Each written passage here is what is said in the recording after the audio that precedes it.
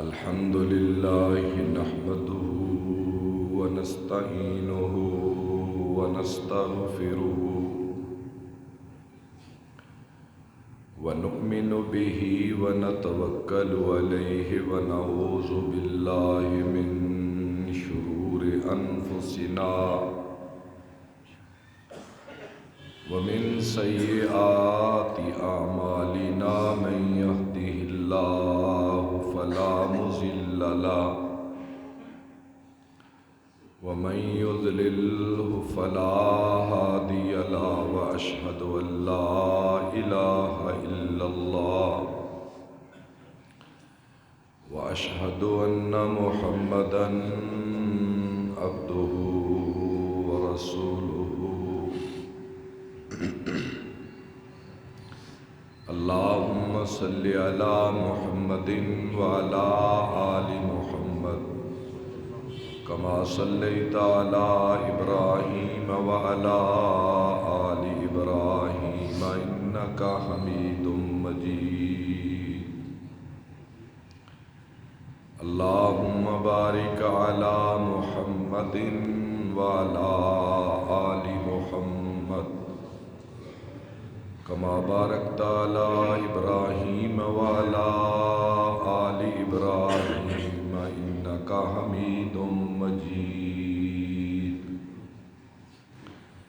أما بعد فإن خير الحديث كتاب الله وخير الهدي هدي محمد صلى الله تعالى عليه وآله وسلم وشر الأمور محدثاتها وكل محدثة بدعة وكل بدعة ضلالة وكل ضلالة في النار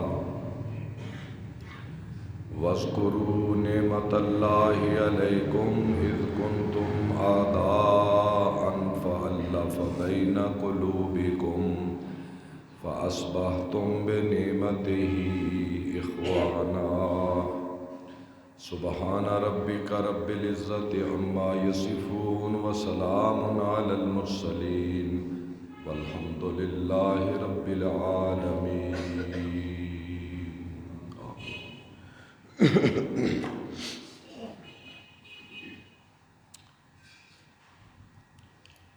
ہر قسم کی تعریف اللہ رب العالمین کی ذات بابرکت کے لیے ہے. درود و سلام اولین و آخرین کے امام سیدنا و مولانا حضرت محمد صلی اللہ تعالی علیہ تحیت و السلام کی مبارک ذات پر. حضرات گرامی، آج کے اس خطبہ میں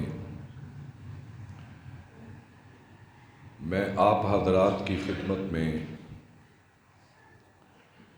پیغمبر علیہ الصلاۃ والسلام کی ولادت باسعادت سے لے کر نبوت و رسالت کی چھاؤں تلے بڑے اختصار کے ساتھ اس کا ایک اجمالی خاکہ پیش کروں گا کہ قبل نبوت اللہ نے اپنے حبیب کی زندگی کو بھی کس طرح بے مثال اور بے مثل انسانیت کے لیے بنایا تھا. وہ شخص جو کل کلاں رسولوں کا امام اور دو جہان کی رحمت بننے والا تھا، رب العالمین نے اس کے کردار کو، اس کی شخصیت کو اپنی نگرانی میں کس طرح نکھارا اور چمکایا. آپ کی ولادت باسعادت سے چند ماہ پہلے جس وقت آپ کے والد محترم جناب عبداللہ بن عبد المطلب ان کی عمر مبارک 25 برس ہوئی. تو اس وقت اللہ کے نبی صلی اللہ علیہ وسلم حضرت آمنہ کے بطن میں تھے، تو وہ سلسلہ تجارت میں شام کی طرف گئے، عمر مبارک 25 برس آپ کے والد محترم کی، اور سفر شام سے واپسی یثرب میں ٹھہرے،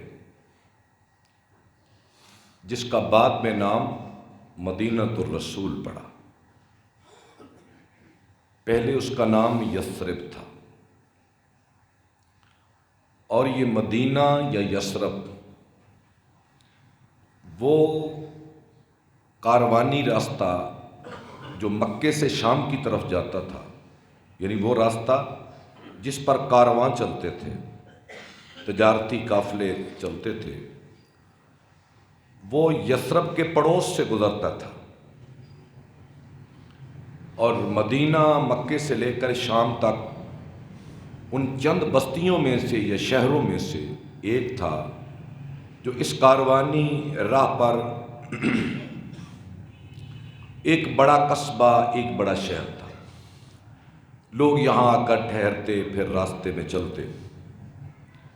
واپسی پر حضرت عبداللہ بھی یہاں ٹھہرے، لیکن اللہ کی مشیت کے وہاں موت نے انہیں آ لیا اور وہ مدینے میں ہی دفن ہوئے۔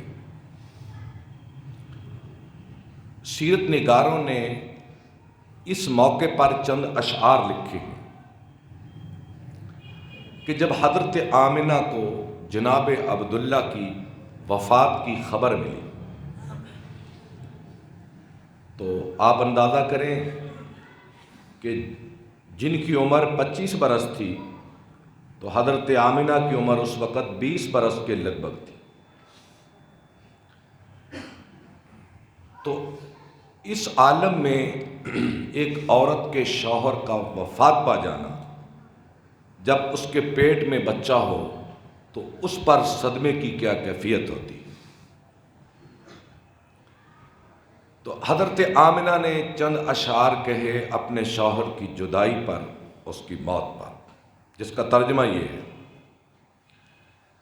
اے عبد المطلب کے بیٹے، تجھے موت نے پکارا تو نے لبیک کہہ دیا،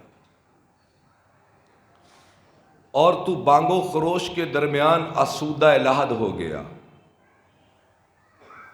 اور یثرب کی زمین میں تیری مشیت لکھی ہوئی تھی، تو وہاں آرام سے سو گیا، اور کیسی حسرت ناک وہ شام ہوگی، یعنی غمناک، حسرت ناک، دکھ بھری۔ اے عبداللہ، وہ کتنی غمناک، حسرت ناک اور دکھ بھری شام ہوگی جب اہل یثرب تجھے تخت پہ لٹا کر قبر کی طرف لے جا رہے ہوں گے۔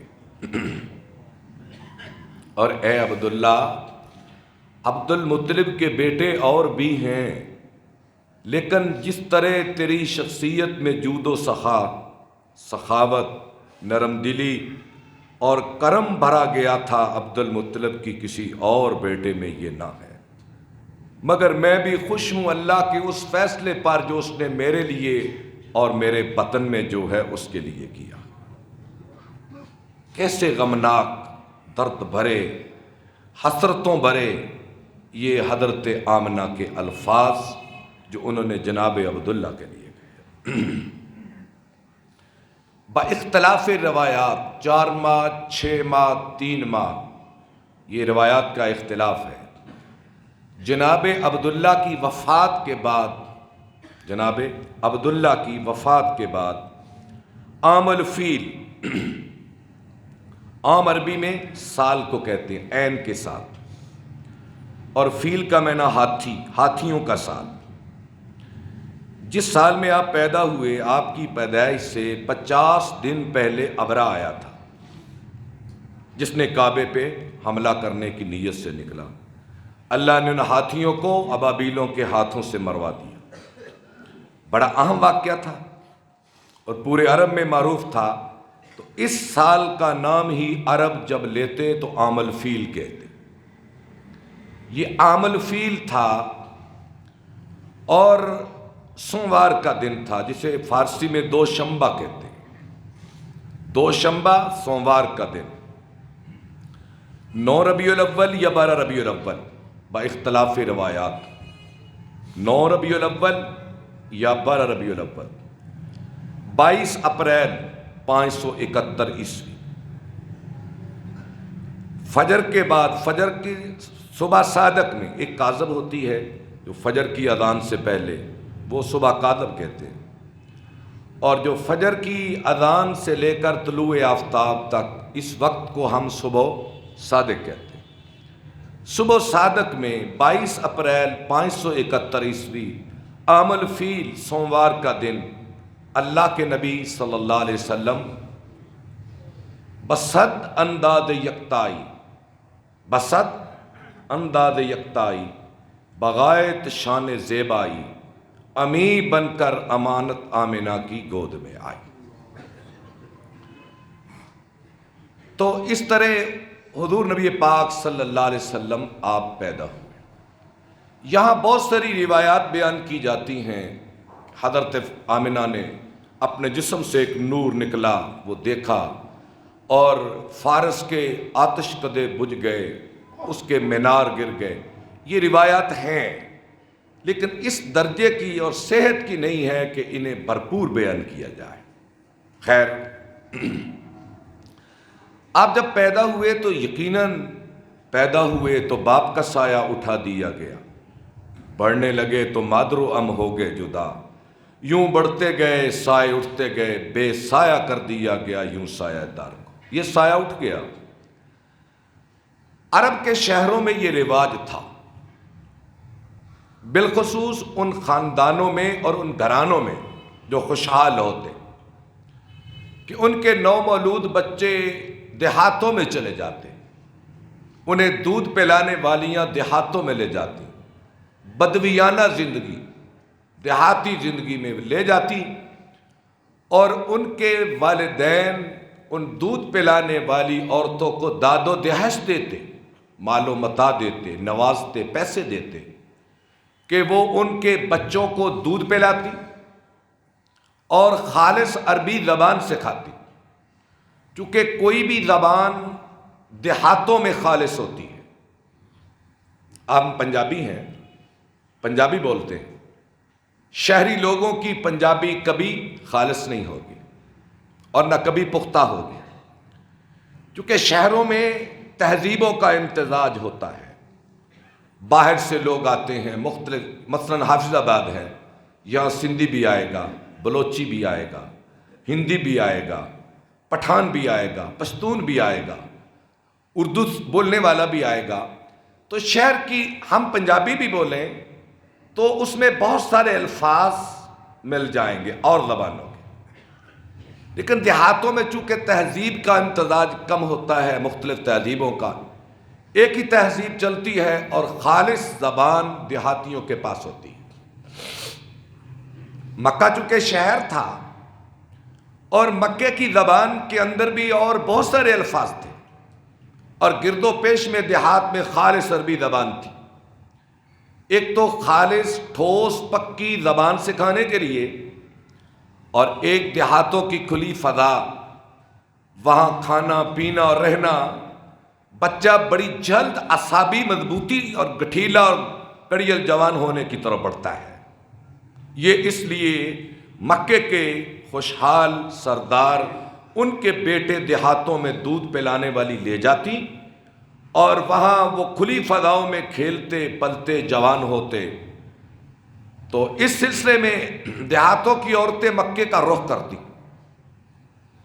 اب میں ان روایات کو حضرت حلیمہ کی خود زبان سے بیان کرتا ہوں۔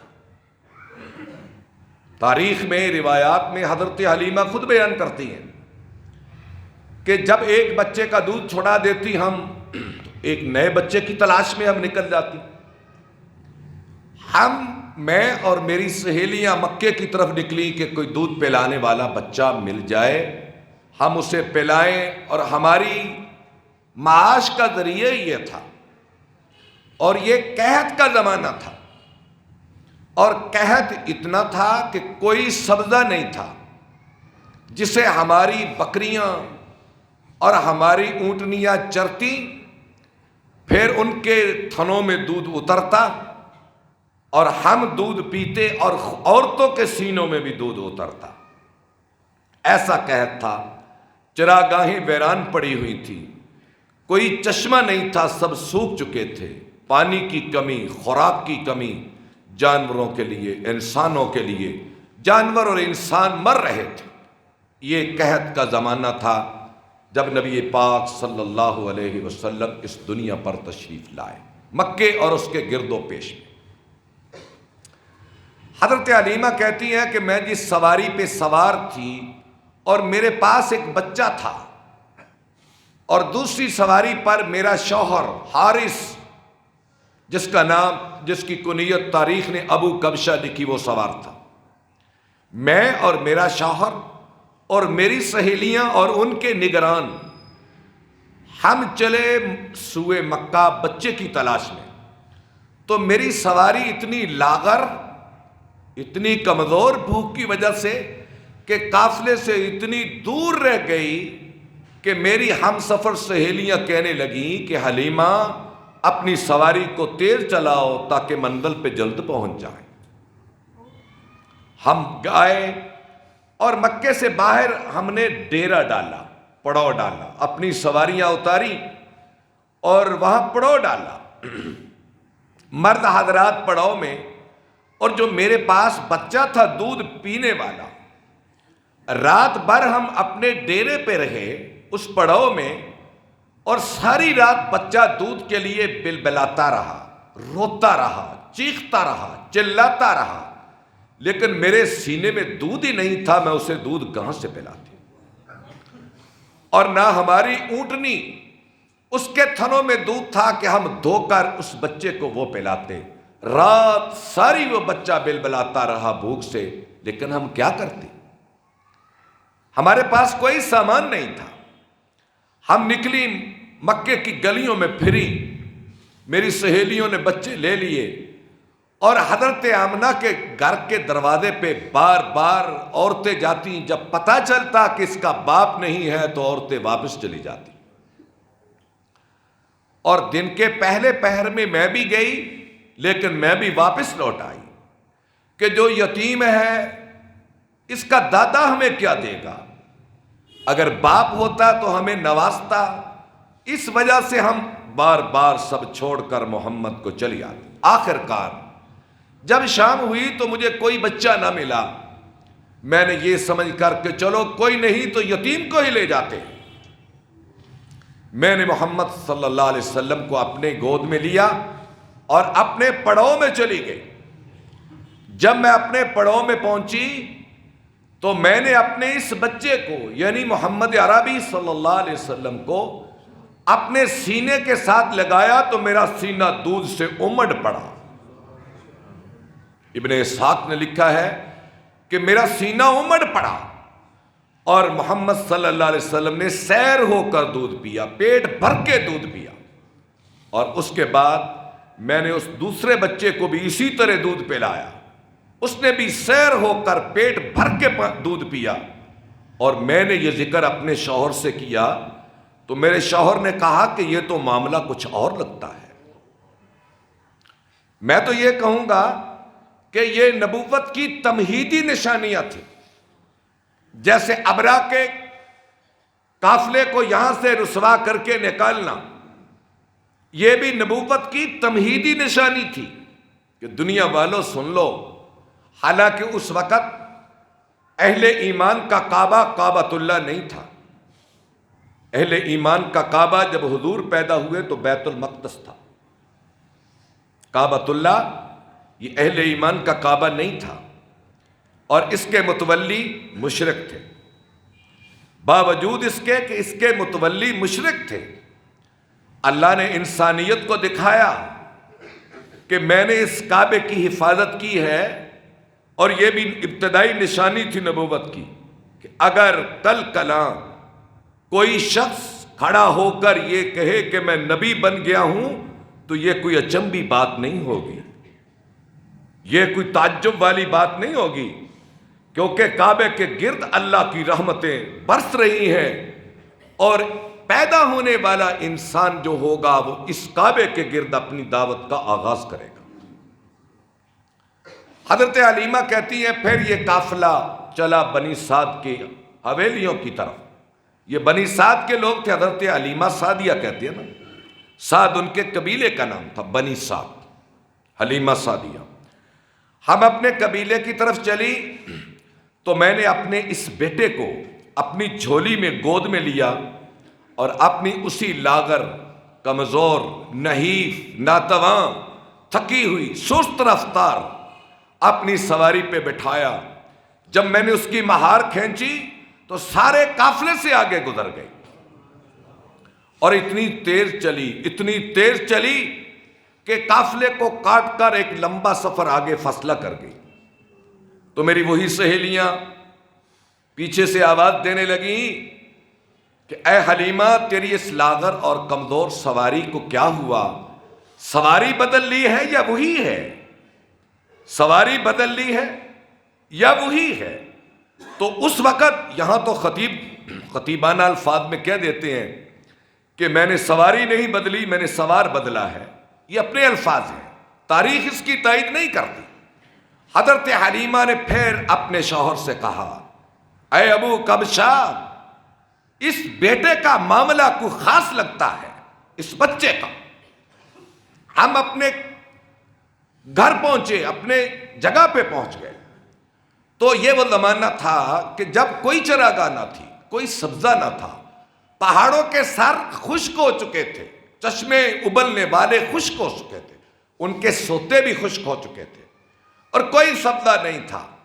جب یہ ہمارا بچہ وہاں پہنچا تو میرا ریوڑ بکریوں کا، حضرت حلیمہ کا ریوڑ، وہ چر چک کے آتا اور بکریاں پیٹ بھر کے آتی اور ان کے تھنوں سے بہت دودھ نکلتا، اور اس کے مقابلے میں میرے گاؤں کے لوگ اپنے ریوڑ لے جاتے، ریوڑ بھوکے آتے، پیاسے آتے، اور کسی کی بکری کے تھنوں میں دودھ نہ ہوتا۔ حضرت حلیمہ کہتی ہیں لوگ اپنے چرواہوں کو جھڑکتے اور کہتے کہ تم وہاں اپنی بکریاں کیوں نہیں لے جاتے جہاں حلیمہ کا چرواہا اپنی بکریاں لے کر جاتا۔ کہتی ہیں ہر آنے والا دن ہمارے لیے خوشحالی، آسودگی اور رحمت و برکات اور فیوز کا دن طلوع ہوتا، اور ہماری خوشیوں کا کوئی حال نہ تھا۔ 2 سال گزرے تو میں حضرت آمنہ کے پاس لے کر آئی، حالانکہ یہ مدت رضاعت 2 سال تھی۔ 2 سال کے بعد عموماً عورتیں اپنے بچوں کو ان کے ورثاء کے سپرد کر دیتی۔ حضرت حلیمہ کہتی ہے میں حضرت آمنہ کے پاس آئی 2 سال کے بعد، مدت رضاعت مکمل۔ میں نے کہا اے آمنہ یہ بچہ ہمیں 2 اور سالوں کے لیے بھی دے دو، حالانکہ سارے بچے 2 سال کے بعد واپس ہو جاتے، 2 اور سالوں کے لیے ہمیں دے دو۔ میں پھر لے گئی اور 2 سال مکمل ہونے والے تھے، یعنی 4، 2 پہلے 2 بعد میں مکمل ہونے والے تھے۔ ایک دن اطلاع ملی کہ آپ کے بیٹے کو قتل کر دیا گیا۔ ہم دوڑے گئے تو کیا دیکھا کہ آپ کا رنگ اترا ہوا تھا، اور یہ وہ واقعہ ہے جسے ہم شق صدر کا واقعہ کہتے ہیں۔ آپ کے سینے کو 2 بار چیرا گیا، ایک بنی سعد میں جب آپ کی عمر مبارک 4 برس تھی، جبریل آئے، سینہ چیرا، اور آپ کے دل میں نور حکمت و ایمان کو بھرا گیا اس میں، اور اللہ کی ذات نے اپنے حبیب کے ساتھ یہ امتیازی سلوک کیا ہے اپنی خیر و برکت کا۔ حضرت حلیمہ کہتی ہم ڈرے کہ یہ کوئی عجیب معاملہ لگتا ہے، تو پھر ہم اس بچے کو اٹھا کر حضرت آمنہ کے سپرد کر دیں۔ آپ کی عمر مبارک 6 برس ہونے کو تھی، 6 برس۔ تھلیرا سپیکر غالباً بند نہیں ہو گیا، سیف اللہ نے کیا چلایا، بند ہو گیا۔ آپ کی عمر مبارک تقریباً 6 برس ہوئی۔ تو حضرت آمنہ بے قرار ہو گئیں اور جناب عبد المطلب سے ایک روز کہنے لگیں، اے بابا جان، میں اپنے شوہر کی یاد وفا میں ایک بار مدینہ جانا چاہتی ہوں، آپ میرے ساتھ چلیں۔ اور جناب عبد المطلب کا ساتھ جانا کوئی معمولی بات تو نہیں تھا، وہ ایک بہت بڑی روحانی اور دنیاوی شخصیت تھے۔ روحانی اعتبار سے یہ ابرا کے واقعہ سے عبد المطلب کا نام بہت اونچا ہو گیا، اور بنی ہاشم کے سردار بھی تھے، بہت بڑا نام۔ اور جناب عبد المطلب نے حضرت آمنہ کی درخواست قبول کی۔ جناب عبد المطلب، حضرت آمنہ اور آپ کے 6 سالہ بیٹے جناب محمد کریم صلی اللہ علیہ وسلم اور آپ کی لونڈی جناب عبداللہ جب وفات پائی تو 8 اونٹ، ایک چھوٹا سا بکریوں کا ریوڑ اور ایک لونڈی ان کا ترکاک تھا۔ لونڈی ان کا نام تھا ام ایمن، آپ سنتے ہیں ان کا نام، اور ان کا نام تھا برکت۔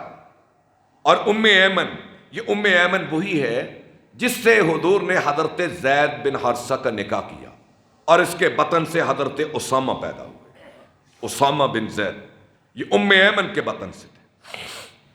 یہ لونڈی ام ایمن، یہ قافلہ مختصر مدینے گیا، 1 ماہ ٹھہرے، واپس آنے لگے تو مقام ابوا پر حضرت آمنہ ایک دم بیمار ہوئی اور اللہ کو پیاری ہو گئی، اور حضور کی عمر 6 برس، لپٹ کر ان کی لاش سے رونے لگے۔ حضرت ام ایمن نے اٹھایا، پیار کیا، محبت بری۔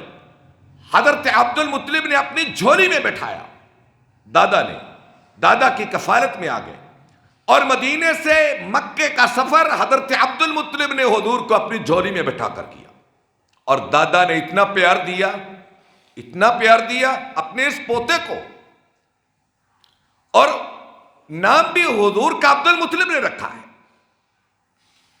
پیدا ہوئے تھے تو کعبے میں لے گئے اور وہاں اللہ کا شکر ادا کیا، اور کعبے کے پڑوس میں کھڑے ہو کر کہنے لگے، میں نے اپنے بیٹے عبداللہ کے بیٹے کا نام محمد رکھ دیا۔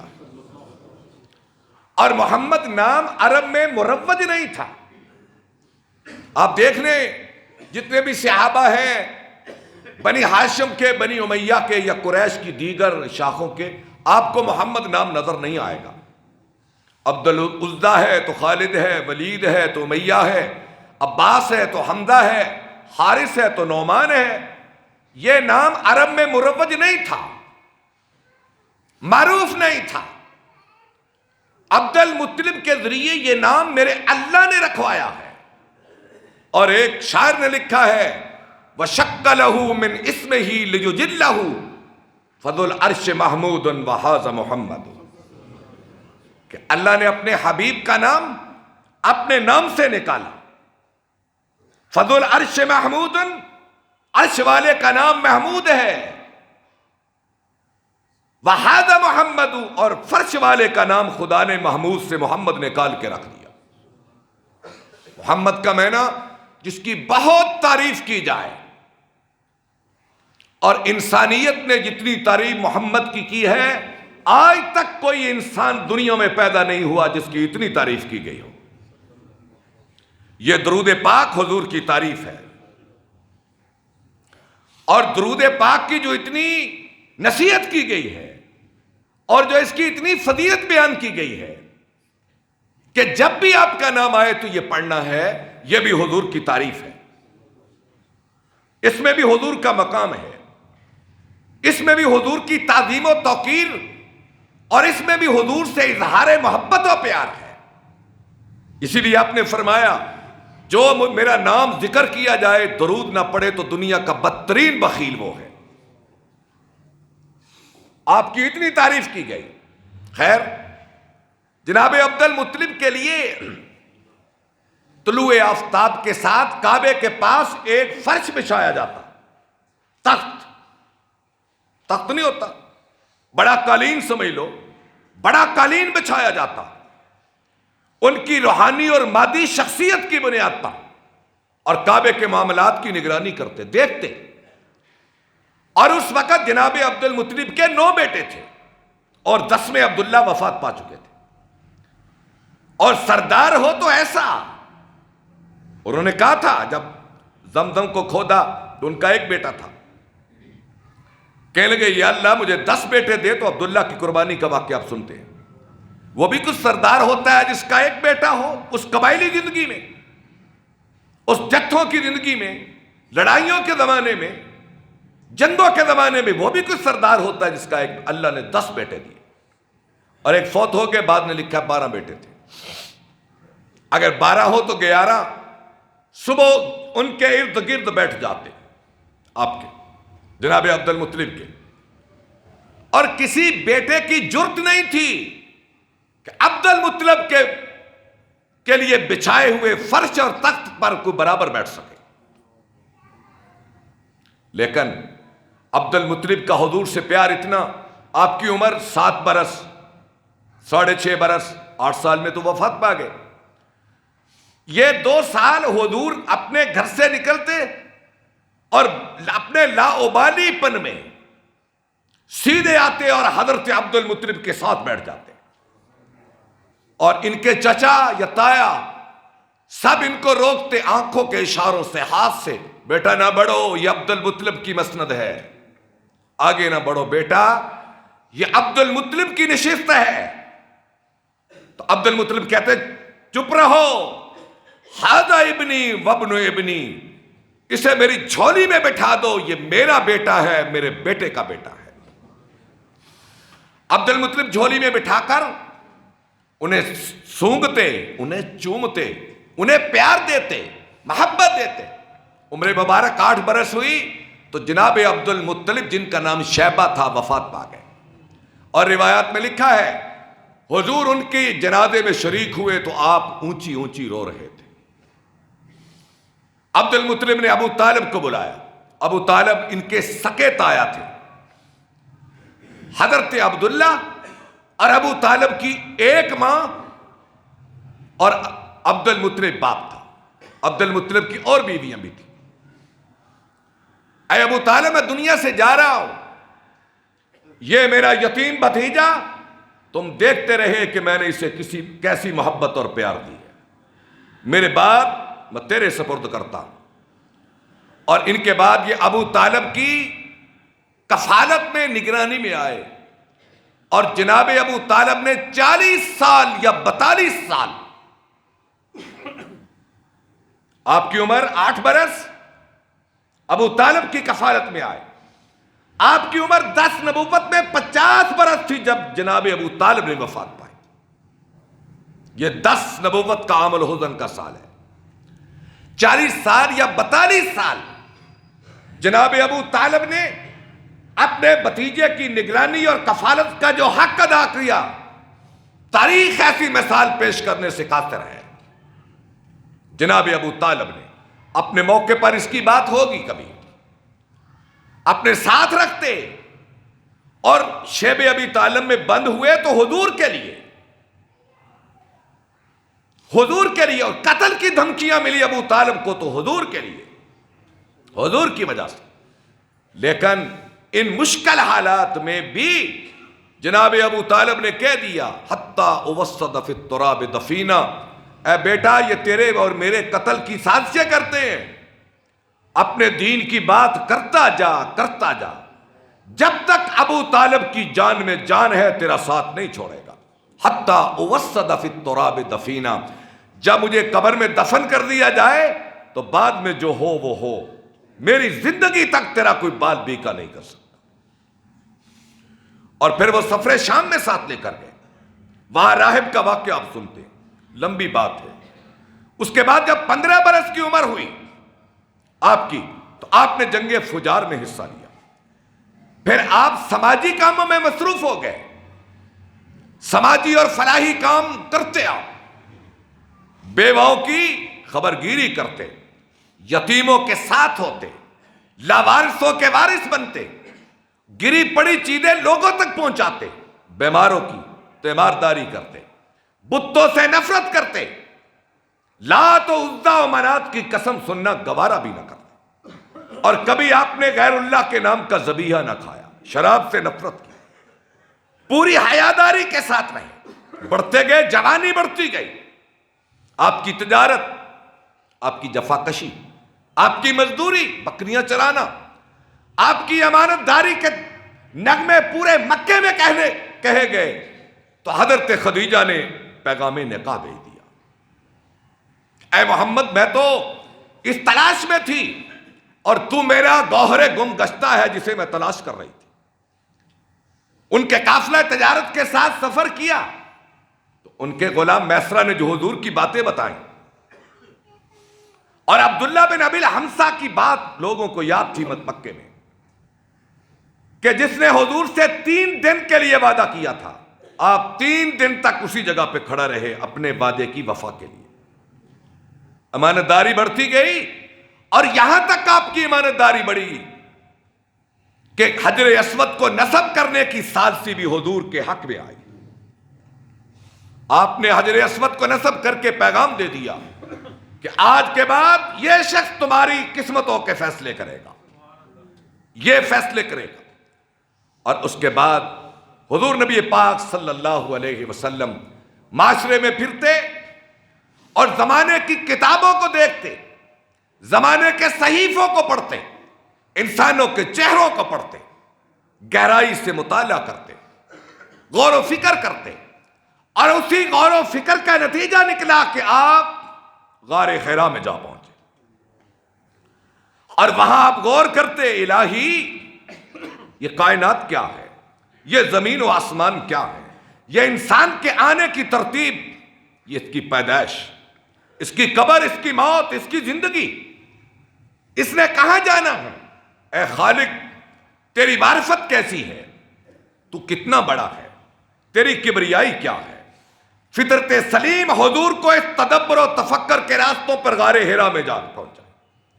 جب ایک زمانہ گزرا، عمر مبارک 40 برس ہوئی تو حضور نبوت کی چھاؤں تلے آنے لگے، رسالت کے سائے آپ پر پڑنے لگے، تو یہ 1 سال تک حضور غور و فکر کرتے رہے، تو آخرکار وہ پیغام آن پہنچا جس کے لیے اللہ اپنے حبیب کو تیار کر رہا تھا، جہاں سے آئندہ جو میں عرض کروں گا وآخر دعوانا